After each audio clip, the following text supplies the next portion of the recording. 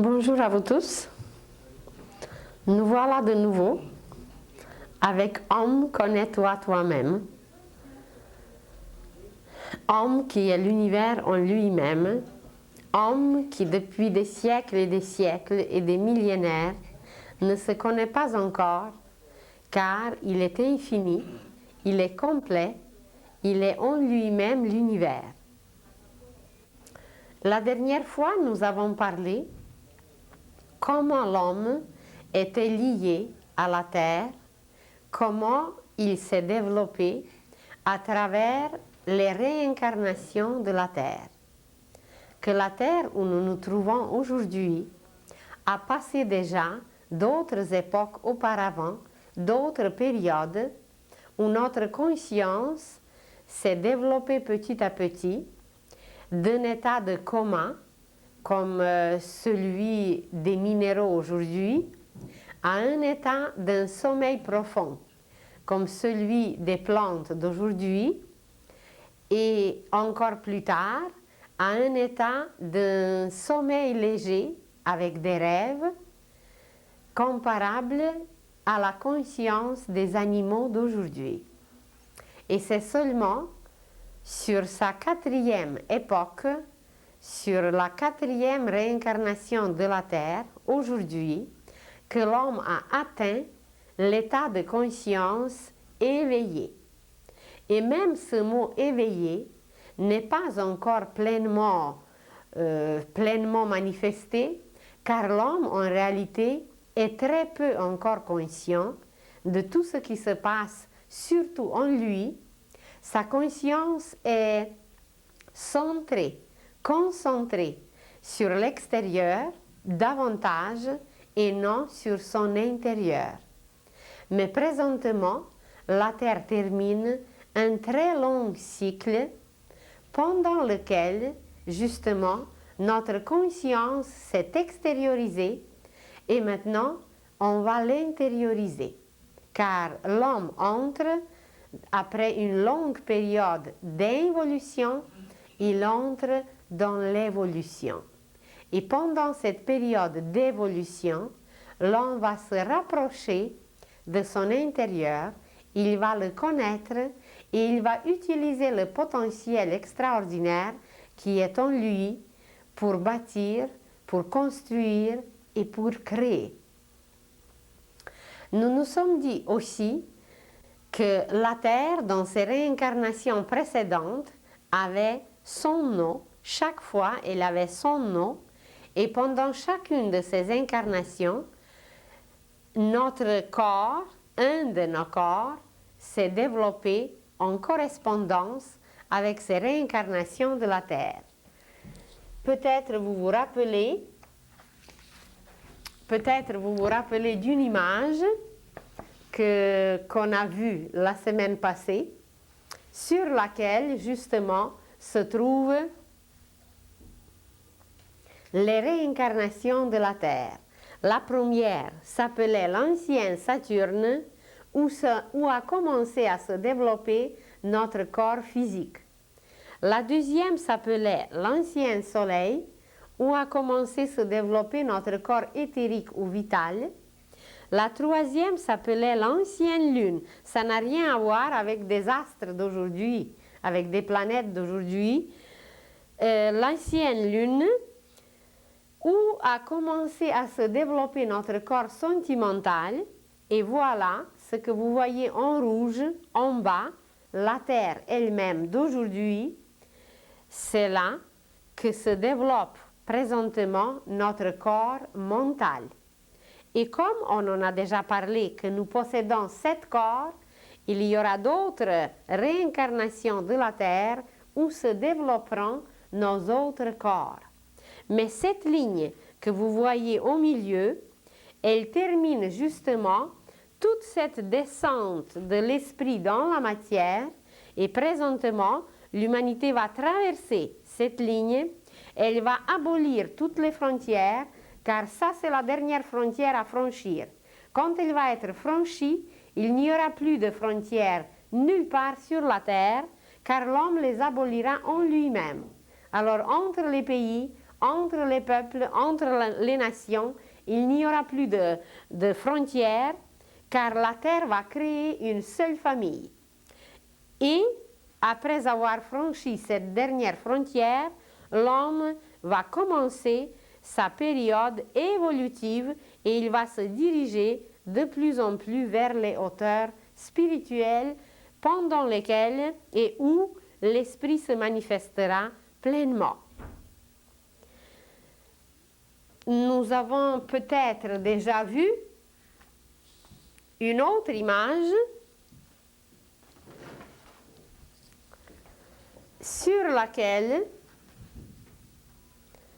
vous allez voir les niveaux de la conscience. À la première période, à la première réincarnation de la Terre, on a développé juste le corps physique qui correspond à la conscience du coma. Et vous voyez la ligne pointillée qui représente comment l'âme et l'esprit, comment l'âme est éloignée par son intensité, pas par la distance, mais seulement par son intensité. L'âme est très très loin, son intensité est beaucoup beaucoup plus rapide, tandis que le corps physique vibre à peine. Le corps physique reste dans cet état du coma, dans cet état minéral. Sur l'autre rubrique, vous voyez un rapprochement où se développe le corps vital qui correspond à la conscience du sommeil profond et il y a encore quand même un espace, une intensité qui est assez lointaine qui sépare nos corps de notre âme. Mais à la troisième réincarnation, le corps astral se développe et ça rapproche davantage l'âme au corps. Et c'est seulement à la quatrième, ici au bout, où la conscience est éveillée, l'âme pénètre le corps et c'est à travers notre mental que nous allons rejoindre l'esprit, que nous allons capter toutes les possibilités, toutes ses capacités, tout son potentiel et nous allons le manifester ici, dans la matière, sur la terre. Nous nous sommes dit aussi que chaque incarnation de la terre est composée des époques. Et un cercle que vous avez vu, qui représente la terre aujourd'hui, ce cercle est composé de 7 petits cercles qui représentent 7 époques. Elles s'appellent comme ça, ce sont les époques. Et la première époque de notre terre, de la réincarnation présente de la terre, elle s'appelait l'époque polaire. L'époque polaire où la terre présente était en formation et l'homme comme tel, il ne possédait pas encore toute sa stature, toute sa structure d'aujourd'hui. Il était en état de descendre dans la matière, sur la planète, mais son corps physique n'était pas encore organisé comme présentement. À l'époque hyperboréenne, à la deuxième époque, la Terre était encore en train de se former et l'homme ne pouvait pas encore complètement pénétrer la matière, complètement vivre sur la Terre comme aujourd'hui. Il vivait plutôt sur un autre plan. Après l'époque hyperboréenne, c'était l'époque lémurienne où pour la première fois, l'homme a commencé à marcher sur le sol. L'homme a commencé à apercevoir son corps qui était formé physiquement, le système osseux, les systèmes que nous possédons aujourd'hui étaient déjà formés, mais pas l'opacité, mais la dureté, la stabilité même de notre système osseux n'était pas encore au point. Au début de l'époque lémurienne, l'homme était encore, on pourrait le comparer aujourd'hui avec un état gélatineux. Il n'était pas encore complètement solide, car surtout le système musculaire et le système osseux étaient en train de se solidifier. Alors seulement à la moitié de cette époque lémurienne, l'homme a pris pleinement la maîtrise de son corps physique et l'homme a commencé à marcher sur la terre comme un enfant qui commence à marcher aujourd'hui sur la terre après un certain temps. Et vous le savez, comment ça marche quand un enfant se forme au sein de sa mère. Eh bien, les époques précédentes, c'était un peu comme la formation d'un enfant. L'homme était en train de se former. Et cette structure de l'homme, donc, n'était pas encore solide, exactement comme c'est dans le cas d'un fœtus. Et seulement à l'époque lémurienne, on peut dire que l'humanité était née. Elle est descendue complètement sur la terre. L'humanité a pris la maîtrise de son corps physique. Elle a commencé à marcher. Elle a commencé à manger. Et comme nous avons parlé, je crois, déjà de l'alimentation, on en a dit qu'au début, l'homme, avec son système digestif, il ne pouvait pas encore absorber des aliments solides.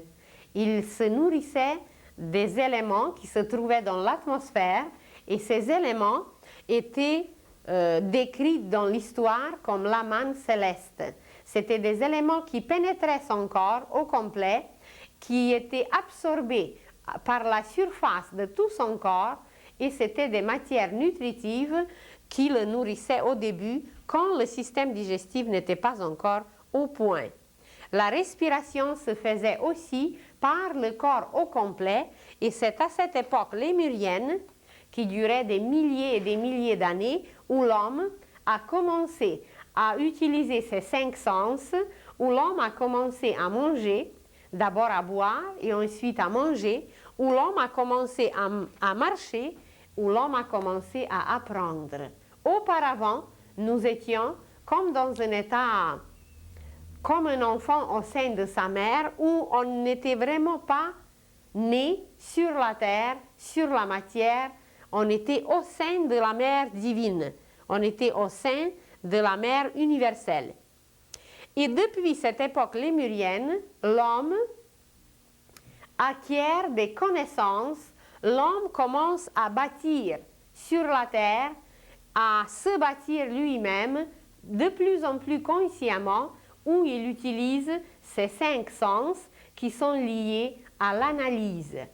Mais l'analyse par la suite, à travers ces 5 sens, à une époque plus ultérieure, à l'époque atlantéenne, cette analyse de l'époque lémurienne, elle a pu se manifester comme une synthèse.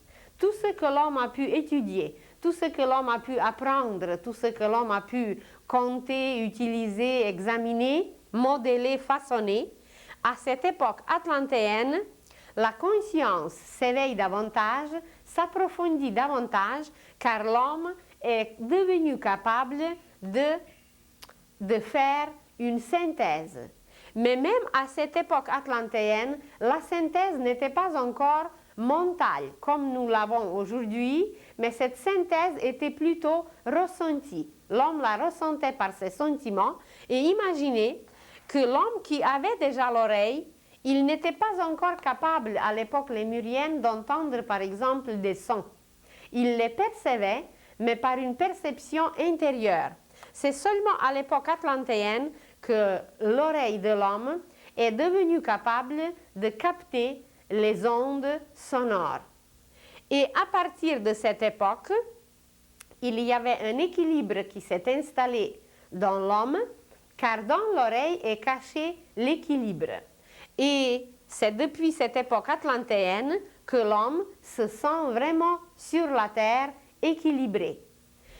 Et comme la tâche de l'Occident était de travailler la matière, d'analyser la matière, à partir de cette époque atlantéenne, où l'homme a gardé encore une voyance intérieure, où l'homme était encore lié avec les esprits de la nature, où l'homme pouvait voyager facilement dans l'espace. À partir de cette époque, cette voyance intérieure a commencé à s'effacer. à s'effacer pour qu'il oublie un peu sa patrie divine, sa patrie d'où il venait, où il voulait retourner toujours avec une hâte. Alors, à partir de cette époque atlantéenne, cette voyance, cette clairvoyance intérieure a commencé à s'effacer. Et voilà, après plusieurs déluges qui se sont passés à cette époque, l'homme qui compose aujourd'hui époque arienne, il a complètement perdu cette clairvoyance atlantéenne qui était une clairvoyance nocturne, il l'a complètement perdue et il est capable aujourd'hui d'analyse et de synthèse, mais cette analyse et cette synthèse sont mentales. L'homme de l'époque arienne, c'est un homme intellectuel, c'est un homme qui utilise pleinement son intellect. Pour quel but? On n'en parle pas présentement, mais c'est à l'époque arienne où nous avons atteint le but de la réincarnation présente de la Terre. C'est le développement du mental, c'est la conscience tournée pleinement vers l'extérieur. Le but est atteint, mais c'est comme si on est arrivé au sommet d'une montagne, mais en route, nous avons perdu certaines choses. Mais de cela, nous parlerons une autre fois. Alors, nous nous trouvons présentement à cette époque arienne, qui est une époque du développement mental, du développement intellectuel, et où nous avons complètement perdu, justement, cette clairvoyance intérieure qu'on possédait auparavant, aux époques auparavant. Et la synthèse que l'homme possède aujourd'hui va lui permettre d'aller encore plus loin, va lui permettre à une époque prochaine, future, va lui permettre de se lier avec le cœur de l'univers, de se lier avec le cœur de chaque chose, car toute chose au monde possède son cœur. Nous parlerons un jour de la musique au niveau cosmique. Nous parlerons du sens cosmique de la musique. Et vous verrez à quel point la musique est importante, à quel point nous ne connaissons pas la vraie musique. Et vous verrez que c'est par l'étude de la musique intérieure qui nourrit le cœur, qui est une nourriture indispensable, que l'homme va arriver à créer. Dans notre mental aujourd'hui, dans notre intellect, comme nous allons très prochainement parler de la pensée, alors on s'arrêtera davantage. Comment nous sommes dans notre mental bruyant.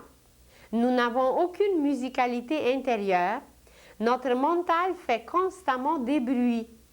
Et vous prenez n'importe quel objet et cet objet va faire des bruits. Ce n'est pas musical. Vous fermez quelque chose, vous frappez la porte, vous froissez un papier. Tous ces bruits, tous ces sons qui nous entourent, en réalité ne sont pas musicaux. Et l'homme va arriver dans l'avenir à émettre par tout ce qu'il va toucher, par tout ce qu'il va produire, il va émettre seulement un son musical. Parce que sa structure, son corps, son langage, ses gestes, tout, absolument tout, doit devenir musical à cause que nous sommes bâtis d'après les lois musicales. Mais cette musicalité n'est pas encore connue, il va la découvrir et il va la manifester, il va l'émettre et tout objet que l'on va créer, toute chose qu'il va toucher va émettre une musique que l'homme va voir, percevoir comme des bouquets inimaginables de couleurs, de beauté et de splendeur. Et aujourd'hui, même Si l'homme se trouve déjà à une époque, disons, assez avancée, à une époque où la conscience doit être complètement éveillée, où il doit pleinement manifester son intellect qui doit nous lier à l'âme, l'intellect ne fait pas encore ce travail. Il ne nous lie pas encore à l'âme. Et quand nous allons parler de la méditation, vous allez voir que l'intellect, c'est un appareil extraordinaire et cet appareil n'est pas utilisé aujourd'hui comme il devrait, car c'est par l'intellect que nous devons nous lier, que nous devons capter de notre âme son plus grand génie, ses plus grandes capacités, car elle connaît tout.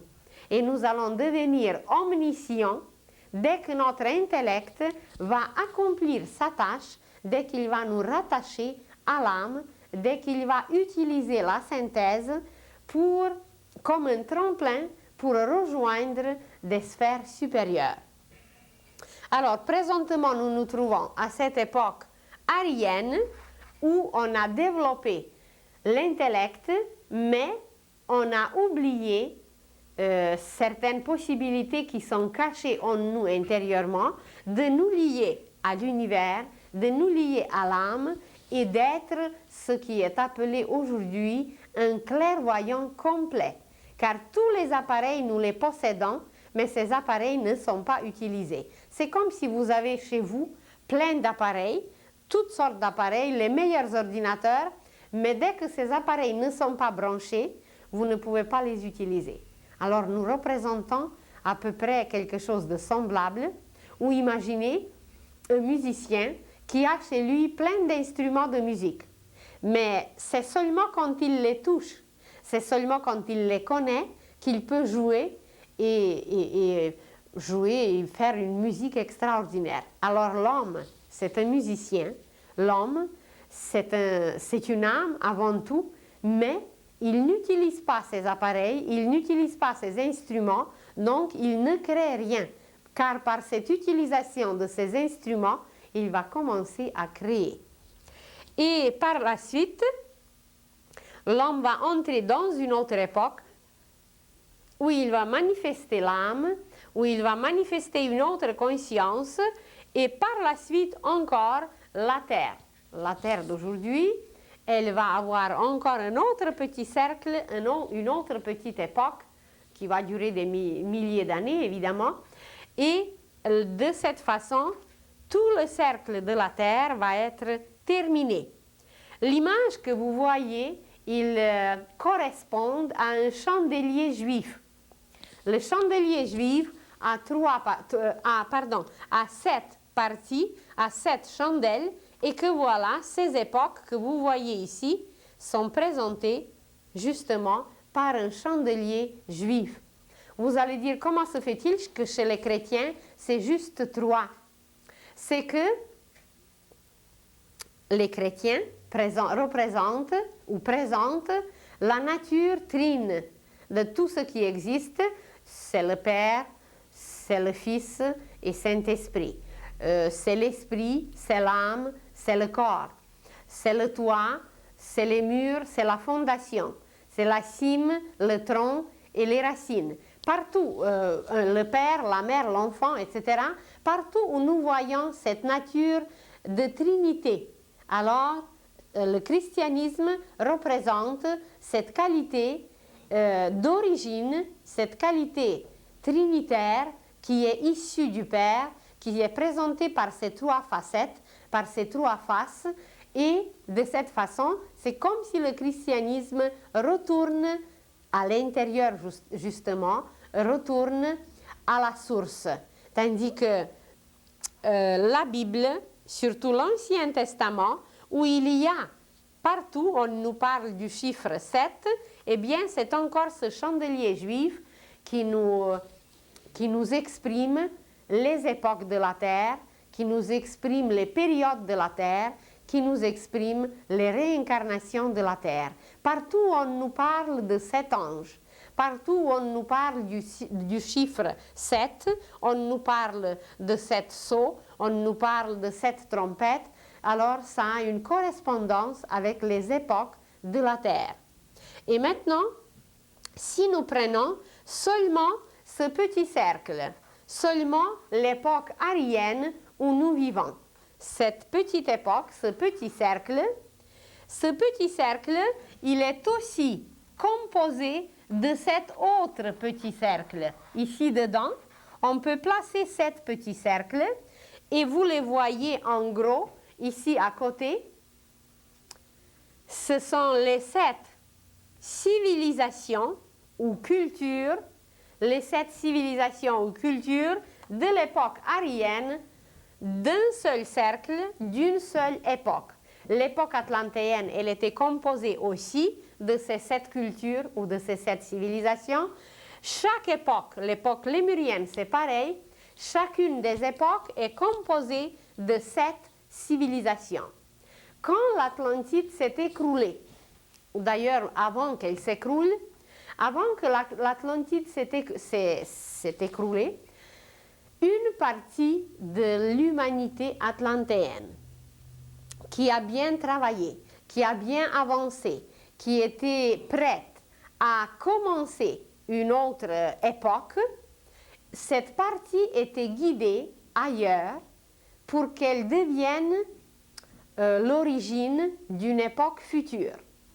Et il y avait trois courants, mais deux courants principaux, par lesquels une partie de l'humanité atlantéenne était menée ailleurs pour continuer l'époque future. La première partie était guidée par un initié qui s'appelait Ram. Ram, lui, il a instauré un nouveau calendrier.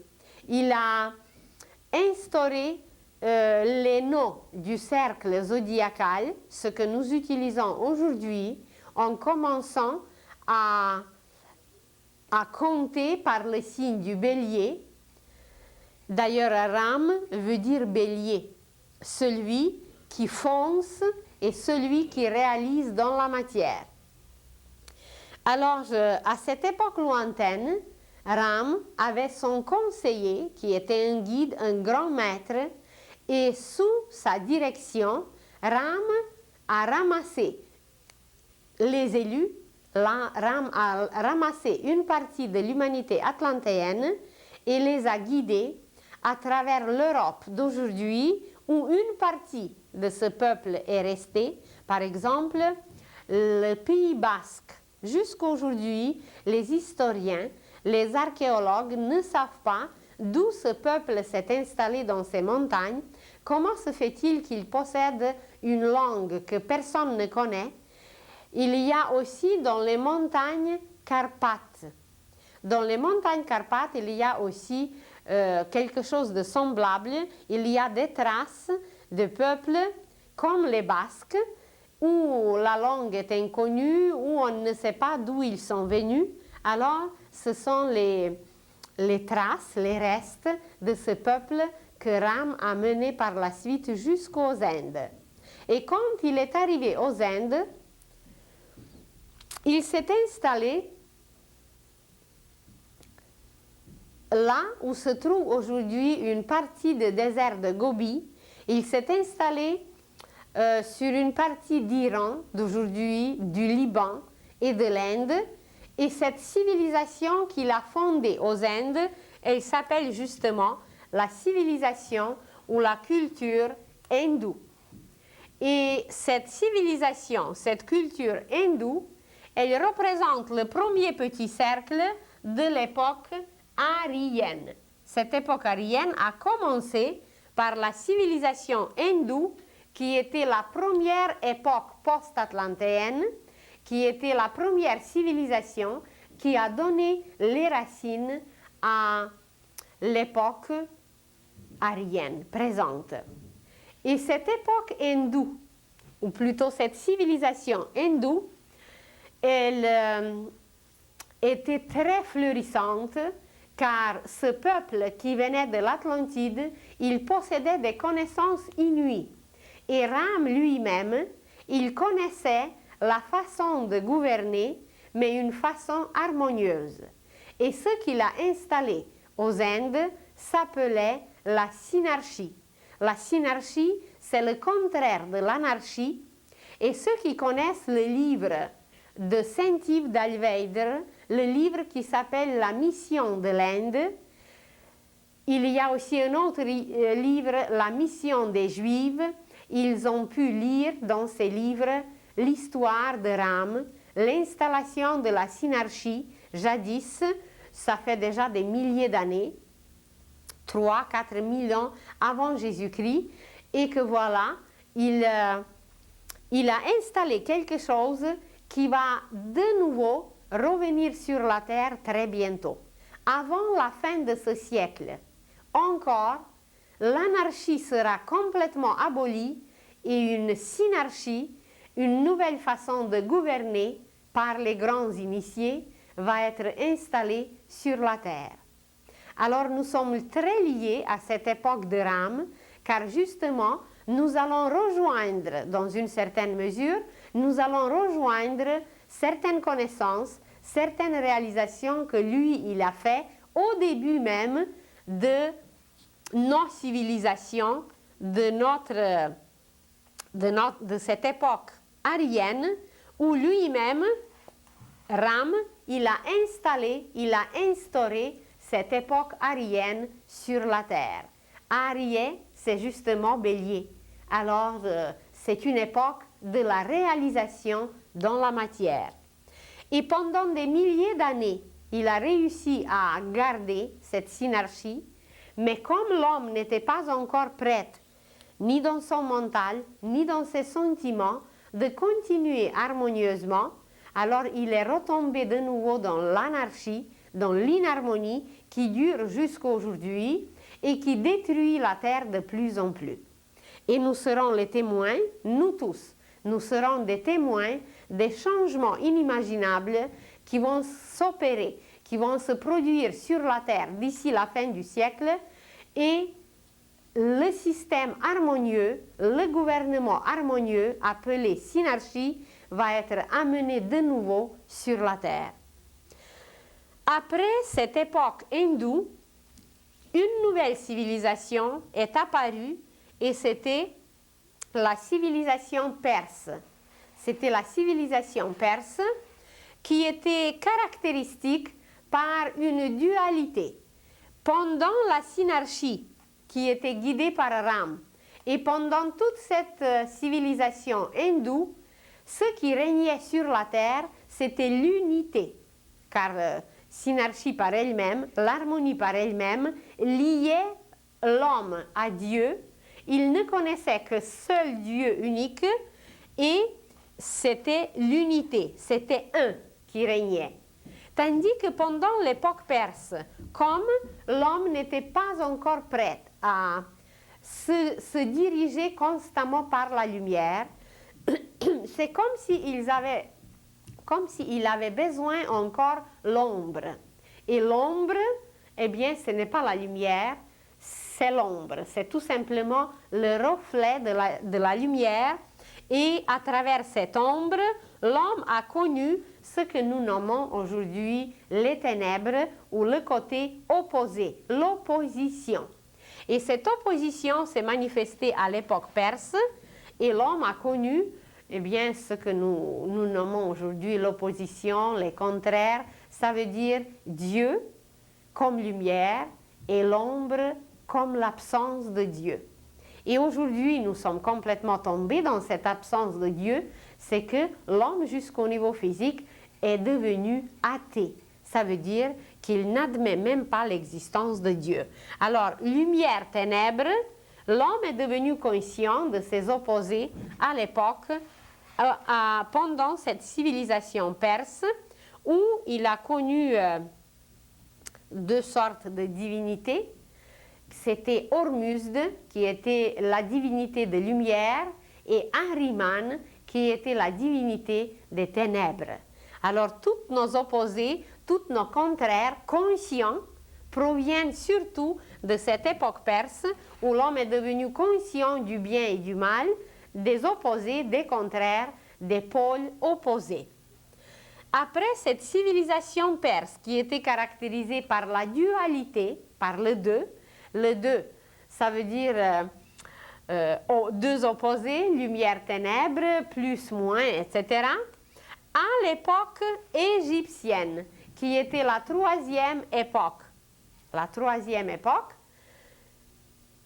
en Égypte, se sont réfugiés une autre partie ou d'autres représentants qui ont quitté l'Atlantide.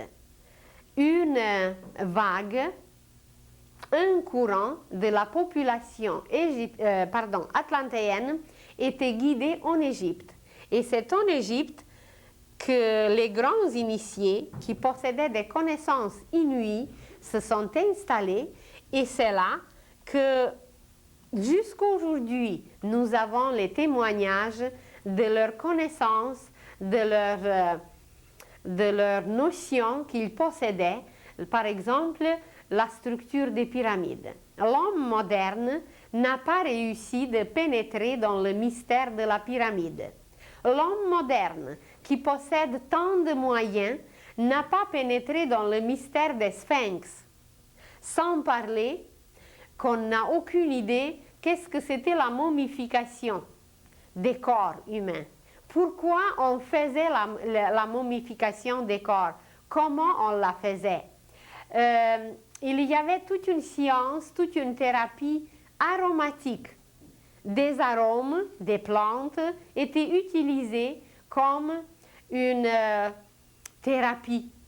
Alors l'homme moderne ne possède pas du tout ces notions extraordinaires que les initiés égyptiens ont apportées de l'Atlantide, ou plutôt les initiés atlantéens ont amené en Égypte.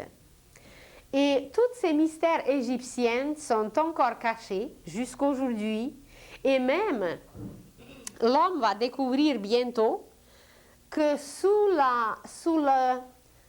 le sable de Sahara, il y a des endroits où ces anciens Atlantéens ont caché des appareils superbes.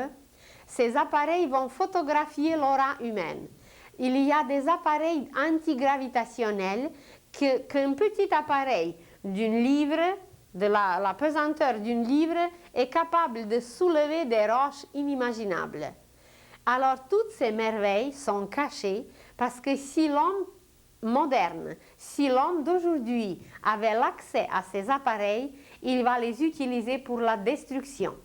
Donc, par la sagesse divine, par les instructeurs de l'humanité qui dirigent toute la destinée de la Terre, tous ces appareils sont encore cachés. Nous ne pouvons pas les utiliser parce que nous les utiliserons pour le mal, pour la destruction. Seulement, quand l'homme atteindra la maîtrise, quand l'homme sera capable de les utiliser pour le bien, il va les découvrir automatiquement, car c'était fait, c'était préparé et c'était caché à sa disposition pour ses biens. Alors, imaginez seulement comment les Atlantéens possédaient cette clairvoyance, quelles connaissances mystérieuses et merveilleuses ils avaient pour bâtir toutes ces merveilles qu'on retrouve aujourd'hui à travers l'Orient. Si vous allez par exemple au Cambodge, si vous allez au Pakistan, si vous allez au Tibet, on découvrira non seulement les temples qui sont bâtis sur la terre, mais il y a des temples souterrains. Il y a des tablettes, il y a des textes dont on n'a aucune idée de leur richesse, sans parler de tout ce qui est visible en Égypte, sans parler de tous ces mystères que l'homme moderne n'a pas réussi de pénétrer. Et c'est pourquoi, parce qu'il n'est pas lié avec le cœur de ces mystères. Quand il va se lier avec le cœur d'un arbre, quand il va se lier avec le cœur du sphinx, quand il va se lier avec le cœur d'une pyramide, eh bien, toute la structure mathématique, kabbalistique d'une pyramide lui sera révélée. Car c'est par ce lien qu'il va pénétrer, qu'il va voir clairement comment les pyramides étaient bâties. L'homme n'a aucune idée que les pyramides sont indestructibles. que même s'il se passe un tremblement de terre ou quoi que ce soit, il y a des pyramides qui sont bâties d'après les vraies lois cosmiques. Ces pyramides, une masse de terre, une masse de pierre, elle est complètement indestructible car les coins, les 4 points cardinaux, ça veut dire les 4 coins de la pyramide, avec son sommet, forment un équilibre parfait et le sommet de la pyramide capte des influences du cercle zodiacal, des constellations et tous ces calculs, toute cette structure est faite à la perfection avec une harmonie parfaite et que voilà les courants d'air ou les courants terrestres ou toutes sortes de courants qui sont là ne sont pas autant puissants que ces courants qui viennent de l'univers et que la pyramide garde et que voilà, elle est indestructible. Vous allez demander qu'est-ce que c'est que des restes des pyramides ailleurs. Il y a par exemple au Mexique, il y a par exemple en Amérique du Sud et un peu ailleurs. Alors ce sont des restes d'autres civilisations encore précédentes, encore plus anciennes.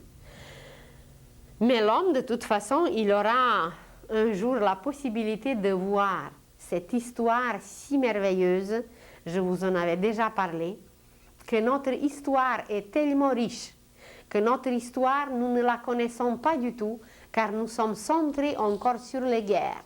Au lieu d'étudier notre vraie histoire par la clairvoyance, par la vision jusqu'au cœur des choses, l'homme ne s'intéresse pas encore à sa vraie histoire, à son histoire intérieure, où il est impliqué complètement.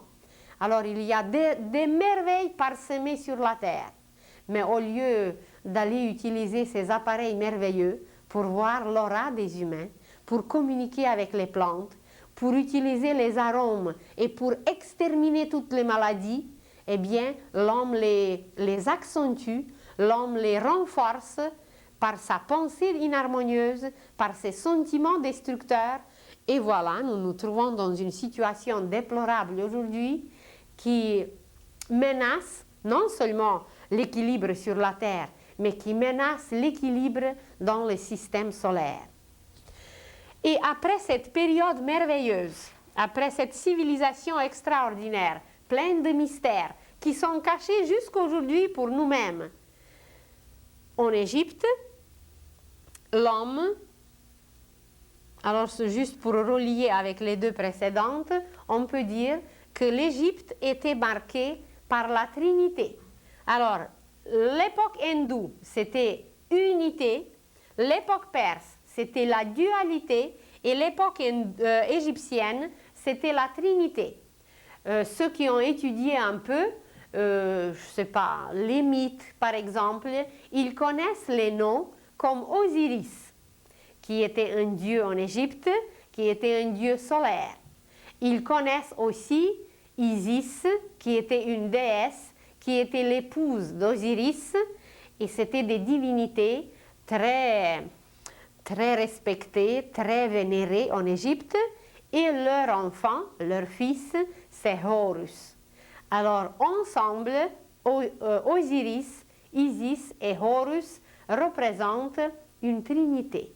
Et quand on va vraiment savoir lire les fresques, les images, l'écriture même égyptienne, on va découvrir des symboles inimaginables d'une richesse inouïe qui remplit toute cette mythologie égyptienne. À travers cette mythologie qui est très véridique et qui a un côté mystique et historique, évidemment, ce qui nous reste, c'était les initiations égyptiennes. Nous en parlerons une autre fois beaucoup plus en détail, car les personnages les plus célèbres de notre histoire, les philosophes, les grands mathématiciens, les grands poètes de jadis, ils ont tous passé par les initiations égyptiennes. Orphée, Pythagore, Socrate, Platon, Aristote et toute cette élite de l'humanité a passé par l'Égypte. Moïse, par exemple. Moïse, il a appris des choses inimaginables. Il a passé par des initiations égyptiennes et que voilà, il est devenu un messager de Dieu pour tout l'Ancien Testament, pour toute une civilisation, pour toute une période. Il a accompli un rôle merveilleux après avoir passé ces initiations égyptiennes. Et voilà, l'unité, dualité et trinité. Après cela, l'humanité entre dans une autre civilisation qui n'est plus ni l'unité, ni dualité, ni trinité, mais qui est pluralité. C'est multiple. Ce n'est plus un dieu, une déesse et leur fils, mais c'est l'Olympe, la civilisation gréco-latine, surtout la civilisation grecque, qui est la quatrième chandelle sur le chandelier juif des 7 degrés.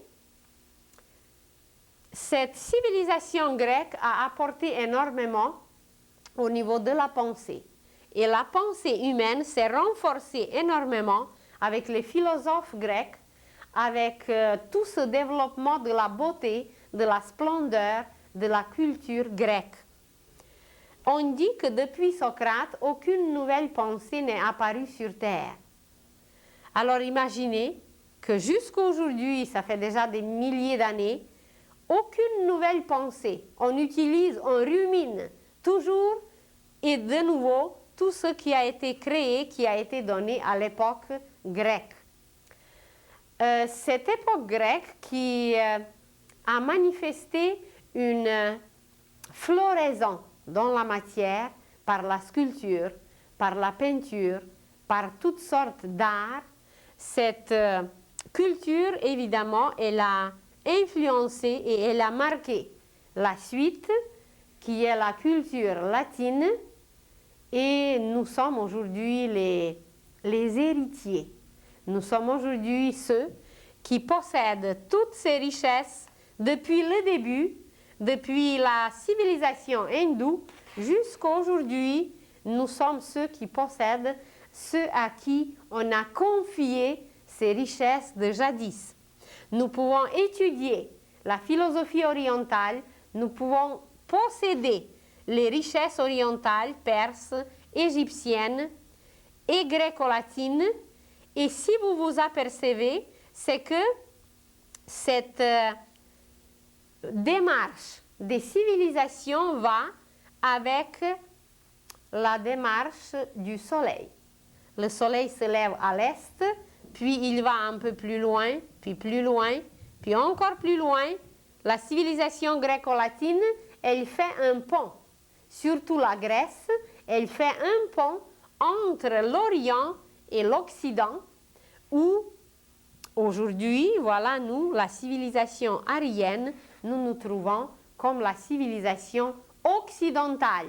Mais dans cette civilisation aryenne occidentale, c'est surtout l'Europe qui a joué un très grand rôle. Pendant la civilisation aryenne, l'Amérique a été découverte. Mais l'Amérique représente encore un pays jeune, un pays avec un potentiel inouï. Et justement, c'est présentement la 5e race évolutive, pas la 5e race, les races que nous connaissons, la race rouge, noire, blanche, etc., jaune. Il ne s'agit pas de ces races, mais il s'agit de la race évolutive. Et la 5e race évolutive a pris tout en main à l'époque de la civilisation hindoue. C'est Ram qui a débuté la 5e race. C'est après le déluge, après la disparition de l'Atlantide, qui était la 4e race. Voilà que la 5e race a commencé à s'installer, à se développer, et jusqu'à aujourd'hui, on arrive au sommet de la 5e race évolutive, commencée par Ram, et voilà, nous sommes au sommet, nous sommes à sa vieillesse et nous allons préparer, nous, les Occidentaux, mais surtout l'Europe, doit jouer un très grand rôle dans la préparation de la 6e race évolutive qui va poursuivre l'acheminement et qui va continuer la civilisation future qui va s'appeler Philadelphie. Vous trouvez un nom bien intéressant qui est Phila et qui est Delphes, et la 7e civilisation de cette époque aryenne, qui va s'appeler la civilisation ou la culture de Laodicée. Alors voilà, nous nous trouvons aujourd'hui à ce 5e cercle, doublement 5e, car et les époques et les civilisations, ces deux cercles se recouvrent, se retrouvent ensemble, et l'humanité d'aujourd'hui prépare une fondation, prépare des conditions, un terrain pour un développement futur d'une splendeur et d'une beauté inimaginables. Et c'est aujourd'hui, nous, ici, la civilisation aryenne, occidentale, la 5e race, que nous allons devenir conscients. Nous allons devenir conscients de nos acquisitions du passé, de toute cette richesse qui nous a été transférée, les appareils dont je vous parle qui sont cachés en Égypte, qui sont cachés sous le sable, les textes, les écritures, les temples qui sont cachés quelque part en ancienne Perse, dans tous ces pays qui ont composé jadis Perse. Les connaissances et les notions sur la synarchie qui ont composé cette première civilisation hindoue, ça va nous être transmis par les grands initiés qui sont déjà sur la terre et qui attendent le moment propice pour nous transmettre tout. Et même, je peux vous dire que c'est déjà là. Le 20 janvier 81, ça fait deux ans, le 20 janvier 81, les conditions zodiacales, les conditions cosmiques étaient si favorables, étaient si bénéfiques, que c'était le moment propice, le bon moment, comme pour s'aimer quelque chose dans la terre, il y a des bons moments et des moments moins favorables. Alors ce 20 janvier 81, c'était le moment où la synarchie sur la terre a été déjà officiellement annoncée.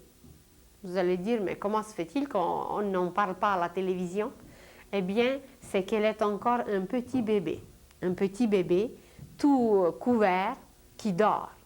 Alors, le petit bébé dort, mais quand le bébé va grandir suffisamment, quand le bébé va se débarrasser de ses couches et quand il va devenir conscient, eh bien, vous savez très bien que personne ne peut arrêter un bébé de bouger, un enfant de courir, et quand c'est un adolescent, de faire ce qu'il a à faire, et quand c'est un adulte, d'accomplir les actes d'un adulte.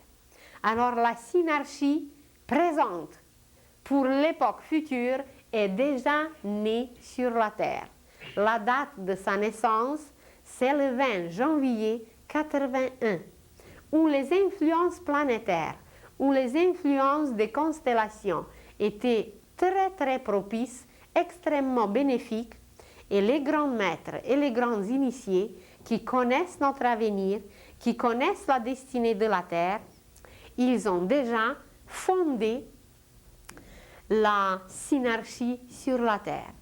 Il y a un pays où la synarchie se trouve, il y a un conseil qui régit ce bébé, qui s'occupe de ce bébé, de cette formation, mais pour l'instant, toutes ces choses doivent rester encore cachées, comme on cache un bébé. On ne l'expose pas au froid, on ne l'expose pas au soleil, on le met bien dans l'ombre, bien au chaud, voilà, pour qu'il reste, pour qu'il dort.